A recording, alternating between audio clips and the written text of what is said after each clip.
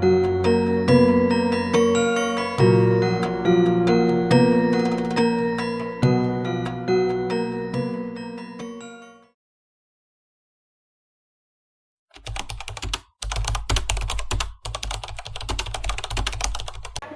nama usahanya jangan dulu.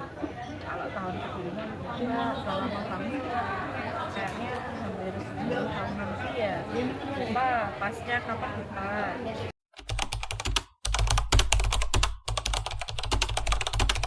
Ini turun temurun mbak, dari usaha mbahnya lagi turun temurun mbak, alhamdulillah ya.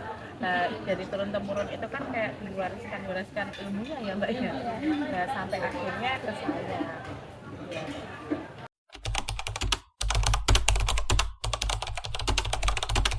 Itu mbak, ada yang segar basah, kayak basah itu ada yang kering, ada yang seger.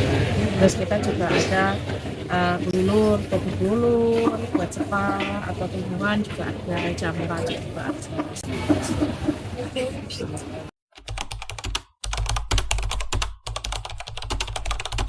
Kalau kondisi awal didirikan kan awalnya saya sama ibu ya mbak, bantuin ibu sampai akhirnya kita lepas sendiri, kita jualan sendiri pelan-pelan, akhirnya alhamdulillah sampai sekarang itu saya. Oh iya, kalau pemasaran biasanya mbak kita masih offline, kita online-nya yang itu biasanya adik, kalau saya nggak bisa mbak, kita masih offline. Jadi alhamdulillah kita ada kayak buat tempulaan, reseller kayak gitu. Sebenarnya di Shopee sama Tokped ada mbak, tapi saya nggak bisa, yang bisa adik yang handle, tapi kayaknya yang di Tokped ditutup dulu. Iya.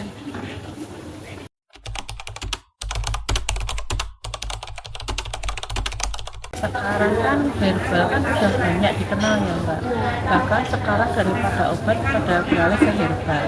Nah, kayak daya saingnya kan semakin tinggi, itu kesulitannya.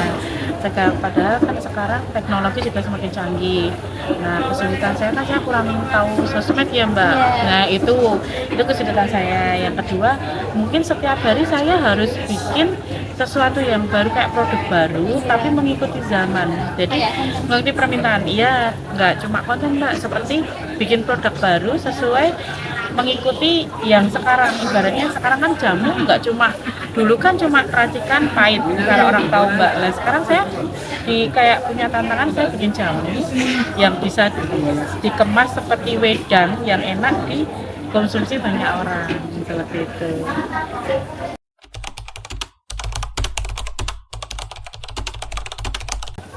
Nah itu mbak, kita harus ngikutin mbak, sebenarnya ngikutin ya mbak, ngikutin dari tahun ke tahun apa yang harus ngikutin. Misalkan kalau sekarang jamu itu kan produksinya banyak yang lebih modern loh mbak, kita juga ngikutin harus bisa lebih modern. Misalkan ya kayak itu, dulu jamu pahit, cuma jamu direbus dengan racikan pahit, sekarang harus dibikin dikemas jadi wedang. Itu kan ngikutin zaman kan mbak, zaman modern harus diikutin kan mbak. Terus misalkan kita ada gula batu, dulu gula batu tahunya cuma manis, sekarang kita harus bisa cari gula batu yang ada rasa jahenya, ada rasa mintnya, seperti itu.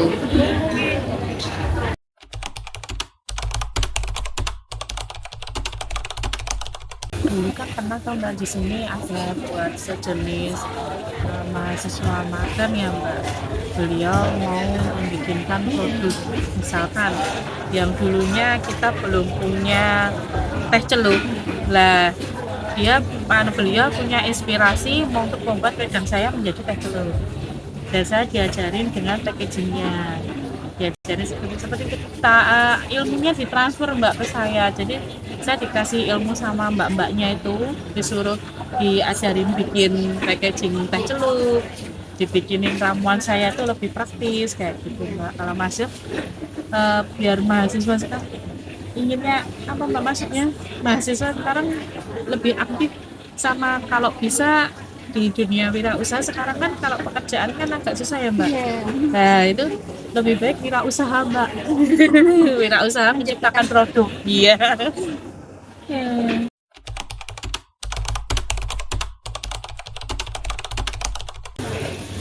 Nggak cuma teori mbak, harus ada prakteknya.